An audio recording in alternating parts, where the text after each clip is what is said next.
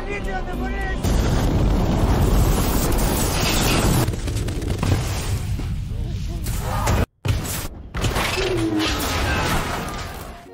rek, ya apa kabare? Kembali lagi di Cinema 22. Di video kali ini kita bakalan membahas alur cerita film tentang bertahan hidup atau survival terbaru dari Netflix yang berdasarkan dari kisah nyata berjudul Society of the Snow 2023. Di film kali ini bercerita tentang sekelompok orang yang mengalami kecelakaan pesawat sehingga para penumpang yang berhasil selamat pun harus bertahan hidup dari cuaca yang sangat ekstrim yang berada di pegunungan Andes di negara Chili. Film yang pastinya akan membuat kita sedih melihat perjuangan mereka, apalagi ini adalah kisah nyata. Bagaimana keseruannya? Yowis, tanpa basa-basi lagi, langsung saja kita ke alur ceritanya.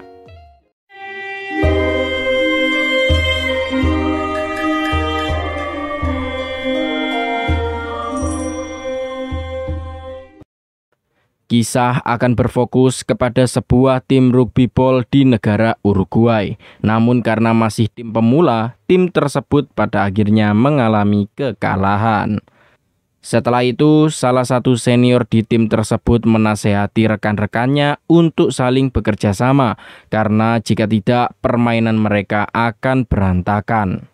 Tak lama, si senior meminta kepada lainnya untuk segera memberikan uang iuran untuk digunakan pergi liburan satu tim, sekalian mengadakan pertandingan persahabatan di negara Chile. Para pemain juga diperbolehkan untuk mengajak teman-temannya yang ada di luar tim karena masih banyak terdapat bangku kosong. Sekaligus harga yang ditawarkan untuk pergi ke Chili sangatlah murah. Kemudian beberapa anggota tim mengajak sahabatnya bernama Numa, namun Numa menolak karena saat ini ia sedang sibuk berkuliah. Tapi sahabatnya tetap memaksa Numa agar mau ikut ke Chile bersama-sama karena mereka merasa Numa tak akan lama lagi akan lulus kuliah dan pastinya akan sibuk bekerja sehingga mereka tak akan bisa pergi trip bersama-sama lagi, dan terbang ke Chile adalah kesempatan terakhir bagi mereka untuk berkumpul bersama.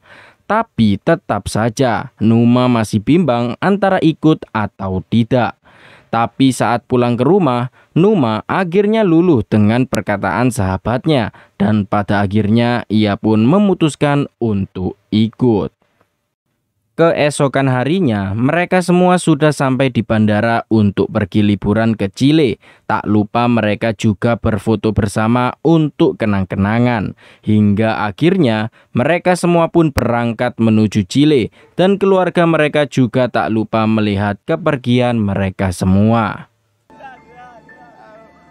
Con cariño en casa cerca del... Pero nosotros somos más pillos. A ver, Coco, mira para acá. Namun sayangnya saat melewati pegunungan Andes yang bersalju, pesawat tiba-tiba mengalami masalah dan para penumpang segera diminta untuk mengencangkan sabuk pengamannya. Tentu saja hal itu membuat semua orang panik dan tak lama kemudian ketinggian pesawat pun menurun secara drastis hingga akhirnya terjatuh dan hancur berkeping-keping.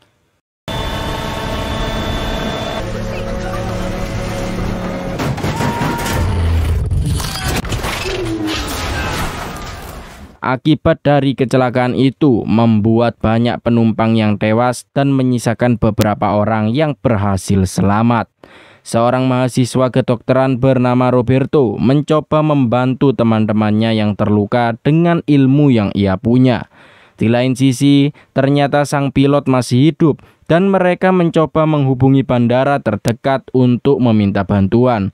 Tapi sayangnya radio tak berfungsi dan saat hendak menyelamatkan sang pilot, ternyata pilotnya sudah keburu tewas sebelum ditolong. Sebelum wafat, sang pilot juga memberi pesan kepada mereka, yaitu semoga Tuhan menyertai kalian. Malamnya, semua orang yang berhasil selamat berlindung di dalam puing pesawat dengan ditutup koper agar udara dingin tak masuk. Tapi itu adalah usaha yang sia-sia karena udara dingin tetap masuk dan menyiksa mereka semua. Di dalam, semua orang dilarang untuk tertidur dan saling berpelukan agar tidak kedinginan. Dan jika mereka tertidur, mereka dipastikan akan tewas kedinginan.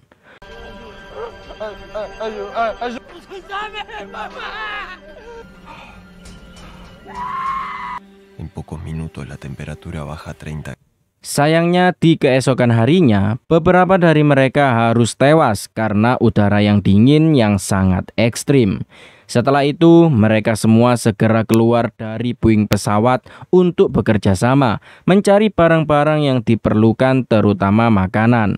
Namun setelah mencari, mereka semua hanya menemukan stok makanan yang sangat sedikit dan itu pun harus dibagi dengan banyak orang. Tak lupa, mereka juga membantu teman-temannya yang sedang sekarat agar tidak kedinginan dan membantu merawat dengan alat seadanya. Jasad-jasad yang sudah tewas yang jaraknya masih dekat dengan mereka juga tak lupa dikubur dengan layak. Di kondisi yang seperti itu, mereka harus bertahan sampai bantuan tiba yang entah kapan datang. Setelah kerja bakti yang melelahkan, mereka semua akhirnya makan sebuah biskuit yang dibagi dengan banyak orang dan makanan itu juga harus dihemat. Namun tak lama kemudian mereka semua mendengar suara pesawat melintas, membuat para survivor berteriak sekeras-kerasnya untuk meminta pertolongan. Namun sayangnya usaha mereka sia-sia.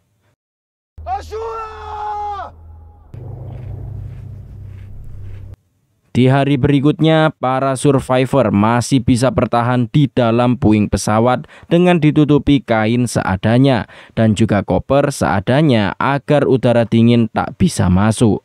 Beberapa dari survivor ada yang optimis dan juga ada yang pesimis jika mereka tak akan diselamatkan. Terlebih lagi, cuaca di pegunungan Andes sangatlah tidak ramah bagi kehidupan manusia.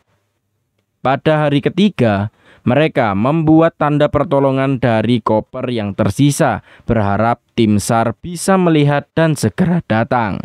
Di sisi lain, alat tampung air juga dibuat agar persediaan mereka masih tersedia dengan baik.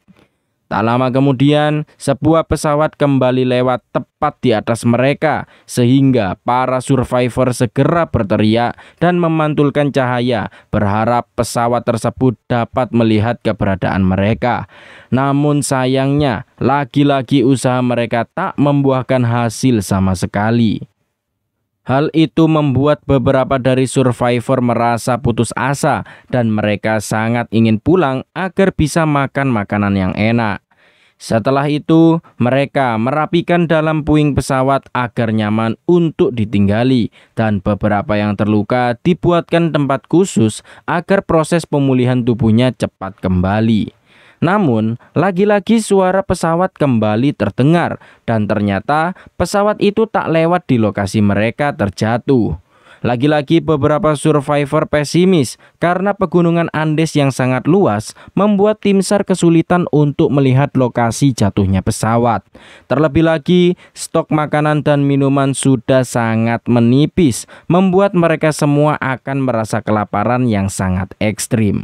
Numa kemudian menyarankan untuk pergi ke lokasi jatuhnya ekor pesawat karena di sana terdapat aki yang bisa menyalakan radio untuk meminta bantuan. Numa beserta lainnya kemudian mendaki gunung untuk mencari ekor pesawat yang berada di tempat lain. Namun pada akhirnya mereka sadar jika posisi mereka saat ini terhimpit oleh dua gunung raksasa sehingga tim SAR susah untuk melihat posisi mereka. Terlebih lagi terdapat longsor salju yang membuat mereka harus segera kembali ke puing pesawat. Singkat cerita, 6 hari kemudian, para survivor sudah kehabisan makanan dan mereka sudah tidak makan selama 6 hari. Beberapa dari mereka bahkan memakan bekas lukanya sendiri saking laparnya. Hari terus berlalu, membuat semua orang merasa lapar, hingga akhirnya terlintas pikiran gila jika ingin terus bertahan hidup, mereka harus memakan sesuatu dan makanan itu adalah temannya sendiri yang sudah tewas atau modar. Mereka semua kemudian bimbang, ada yang setuju dan tidak, karena bagaimanapun juga mereka harus tetap makan untuk bisa bertahan hidup. Namun setelah berdebat cukup lama, mereka semua masih tak punya nyali untuk memakan kawannya sendiri. Marcelo, yo estoy mirando negro. Marcelo, seguir como Roberto, Muriendo de hambre. Nos estamos consumiendo. Singkat cerita, pada hari ke-9, rasa lapar sudah tak bisa dilawan lagi, hingga akhirnya beberapa dari survivor terpaksa memakan kawannya sendiri demi bertahan hidup. Namun beberapa survivor lainnya termasuk Numa tetap menolak untuk makan karena ia merasa jika itu adalah hal yang salah. Keesokan harinya, akhirnya para survivor membagi tugas siapa yang akan memotong dagingnya. Karena itu adalah tugas yang paling menyiksa, melihat rekannya dipotong-potong agar yang lain bisa makan tanpa kepikiran sama sekali. Dan bagi yang menolak makan, masih terus berharap datangnya bantuan. Tak lama mereka menemukan radio. Dan saat dinyalakan mereka mendapat kabar yang sangat buruk jika tim SAR sudah menghentikan pencarian kecelakaan pesawat di hari ke-10 dikarenakan cuaca yang buruk dan pencarian akan dilanjutkan setelah pergantian musim saat salju sudah meleleh agar memudahkan pencarian. Tentu saja berita itu membuat semua orang menjadi sangat frustasi berat karena sudah tak ada harapan hidup lagi. Pero si puedo pedirles algo más. Jamás hubo sobrevivientes. Protocolo, se realizaron 60. Harapan bantuan datang sudah pupus, membuat orang yang sebelumnya menolak untuk makan akhirnya memutuskan untuk makan, sedangkan Numa sendiri masih tetap menolak untuk makan. Keesokan harinya, Numa beserta kedua temannya pergi mendaki untuk mencari puing ekor pesawat tanpa perlengkapan yang memumpuni dan hanya modal nekat.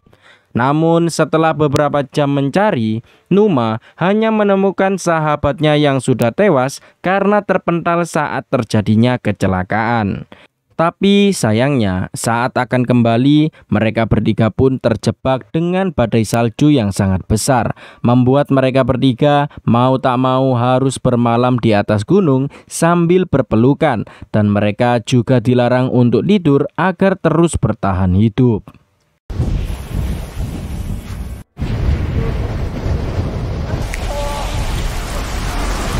Beruntung, mereka bertiga berhasil selamat setelah melewati badai salju yang sangat ganas. Mereka bertiga kemudian berhasil kembali ke rombongan dan tak mendapatkan hasil apa-apa kecuali pegunungan yang hanya ditutupi salju. Namun Numa masih belum makan apapun sehingga ia terus dibujuk agar mau makan demi berlangsungnya hidup. Numa masih bimbang untuk memakan kawannya sendiri. Namun pada malam hari, karena sudah tak kuat menahan rasa laparnya, Numa akhirnya terpaksa untuk makan. Keesokan harinya, mereka semua yang masih selamat berbincang satu sama lain dan menceritakan jika mereka berharap bisa pulang bersama-sama dan memakan makanan yang enak. En esta heladísima. Y hay otros que no saben ni dónde queda el oriente. En este avión muertos de frío.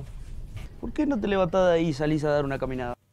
Tapi tiba-tiba terjadi longsor salju yang sangat besar, membuat puing pesawat langsung terkubur beserta survivor lainnya.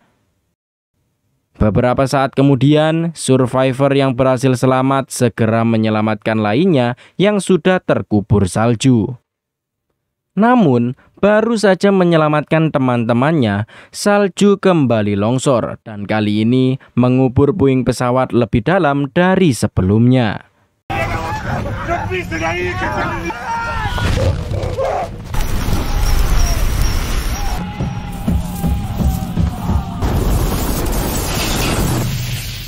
Badai susulan barusan membuat beberapa orang harus tewas karena tak cepat diselamatkan saat terkubur salju dan mereka tak bisa keluar dari pesawat karena sudah terkubur cukup dalam.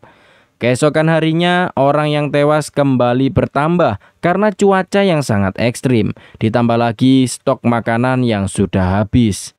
Di hari kedua mereka terkubur, bagi mereka yang sudah tak bisa menahan lapar, terpaksa memakan kawannya sendiri dan memotong dagingnya di hadapan banyak orang. Numa yang sudah tak kuat melihatnya langsung menggali ke atas agar bisa keluar dari puing pesawat. Namun Numa ceroboh, membuat kakinya sendiri robek terkena pecahan kaca. Namun meski begitu, Numa terus menggali hingga akhirnya setelah 4 hari terkubur, Numa berhasil membuka jalan keluar dari puing pesawat. Melihat cahaya matahari di depan mata membuat semua orang senang dan bergegas keluar dari puing pesawat yang sudah terkubur salju.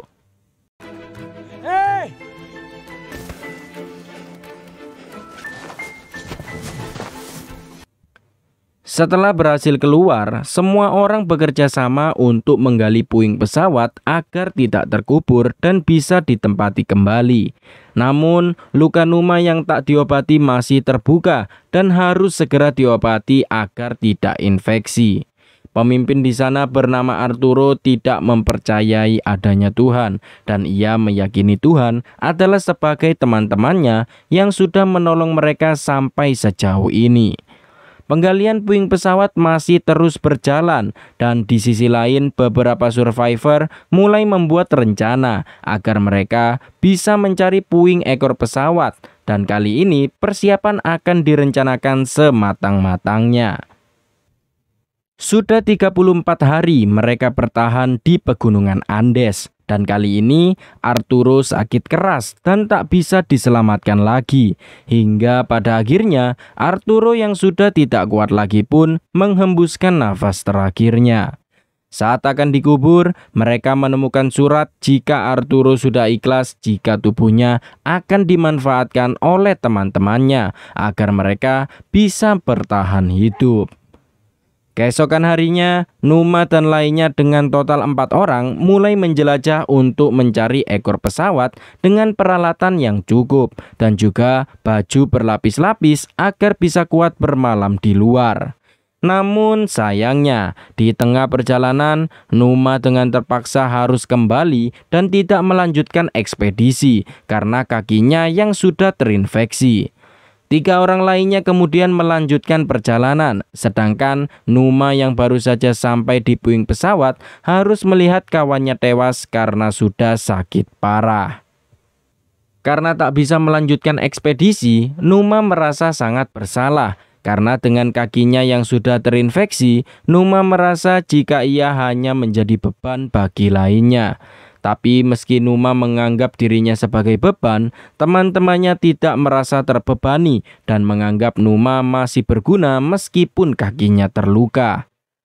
Keesokan harinya, ketiga survivor berhasil kembali dan membawa kabar baik jika mereka sudah beberapa hari di luar dan berhasil menemukan ekor pesawat beserta akinya.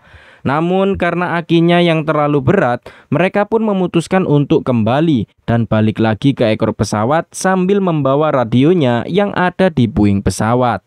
Tak hanya itu, para survivor yang melakukan ekspedisi juga menemukan beberapa bir dan juga coklat, membuat Numa sangat senang akan hal itu. Setelah itu, dengan cepat radio pesawat segera dibongkar dan membawa radionya menuju aki pesawat untuk meminta bantuan. Setelah sampai di ekor pesawat, ternyata akinya masih bekerja dengan baik dan perbaikan radio segera dijalankan. Namun setelah berjam-jam mereka tak mendapat hasil sama sekali dan semua itu hanya sia-sia dan buang-buang persediaan makanan karena radio tak bisa tersambung kemanapun. Di sisi lain tubuh Numa mulai lemas karena infeksi di kakinya. Setelah tak mendapatkan apa-apa dari radio, tim ekspedisi akhirnya kembali dengan membawa kain anti air dengan jumlah banyak yang sebelumnya mereka temukan di ekor pesawat. Dan kain itu juga bisa digunakan untuk kantong tidur agar bisa bermalam di luar puing pesawat.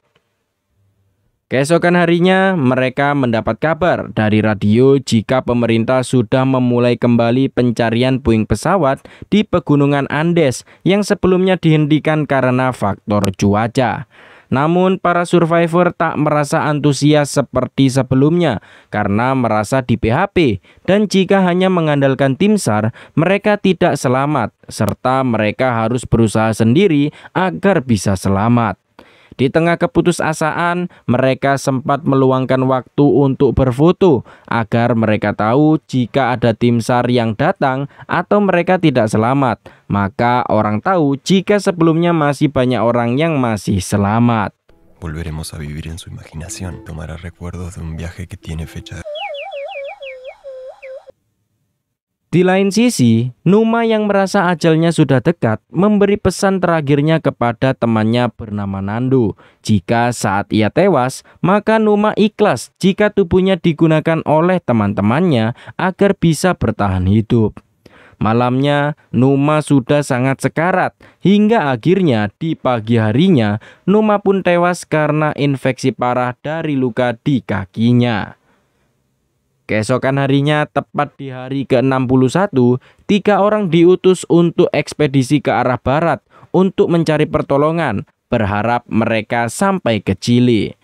Berjam-jam mereka bertiga terus mendaki dengan medan yang sangat curam, hingga akhirnya saat malam, mereka bertiga pun bermalam di tebing gunung dengan menggali salju ke arah dalam untuk digunakan beristirahat.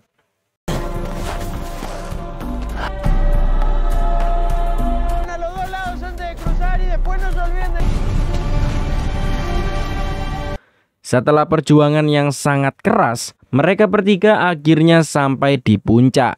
Tapi ternyata tak sesuai harapan, karena bukannya menemukan pedesaan, mereka malah menemukan luasnya pegunungan Andes, membuat mereka putus asa karena tidak mungkin bantuan akan datang.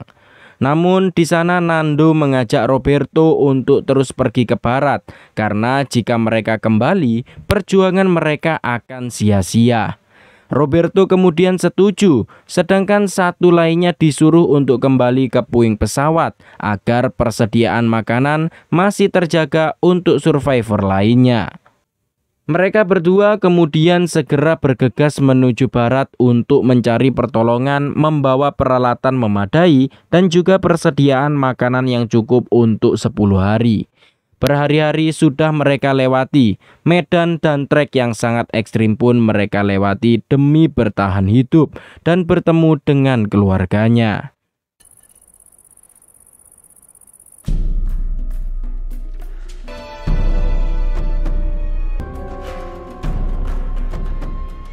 Singkat cerita, sudah 71 hari dan mereka berdua beristirahat di sumber mata air pertama. Dan betapa beruntungnya mereka bertemu dengan seorang pria lokal dan bergegas menceritakan jika ia adalah penumpang dari kecelakaan pesawat dari pegunungan Andes. Tim SAR yang mendapat kabar tersebut segera menginformasikan semua orang jika masih ada penumpang yang berhasil selamat dari kecelakaan tersebut. Dengan cepat, tim SAR segera mengatur strategi untuk menyelamatkan para survivor. Di sisi lain, Nando dan Roberto pada akhirnya bisa menikmati makanan enak untuk pertama kalinya setelah 2 bulan. Tak lama kemudian, para wartawan sudah datang untuk mewawancarai mereka. Di puing pesawat, semua orang mendengar berita dari radio jika Nando dan Roberto berhasil mencapai Chile dan tak lama lagi pertolongan akan datang. Seketika membuat semua survivor sangat bahagia. Mereka bertandan dan membawa barang untuk peninggalan teman-temannya yang sudah tewas sebelumnya. Setelah menunggu beberapa waktu, helikopter penyelamat kemudian datang dan betapa bahagianya mereka setelah 2 bulan lamanya menunggu bantuan datang dan akhirnya mereka berhasil selamat dari kejadian yang tak akan mereka lupakan.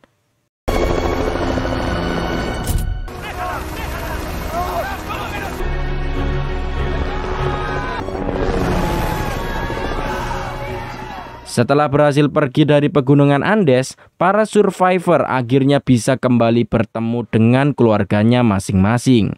Saat berada di rumah sakit, mereka semua dianggap sebagai pahlawan Andes dan mereka segera diperiksa kesehatannya, mandi, dan menjalani masa pemulihan. Tapi, meskipun berhasil pulang, mereka masih merasa bersalah karena teman-temannya yang lain tak berhasil pulang bersama dan tentunya itu akan menjadi rasa penyesalan yang sangat luar biasa bagi para survivor. Jumlah penumpang yang awalnya berjumlah 45 tersisa 16 orang yang berhasil pulang dengan selamat. Setelah itu, film pun berakhir. Itulah guys alur cerita film Society of the Snow 2023. Benar-benar kisah yang sangat mengharukan. Sebuah perjuangan untuk bertahan hidup dari cuaca yang sangat ekstrim. Terlebih lagi ini adalah kisah nyata di tahun 1972 dan sangat saya rekomendasikan untuk ditonton secara langsung di Netflix agar sensasinya lebih terasa. Untuk kalian yang suka channel alur cerita film, jangan lupa untuk like, komen, dan subscribe, serta nyalakan tombol loncengnya, agar kalian mendapat notifikasi video baru dari channel ini. Untuk kritik dan saran, kalian bisa tambahkan di kolom komentar. Terima kasih yang sudah menonton, sekian dan sampai jumpa.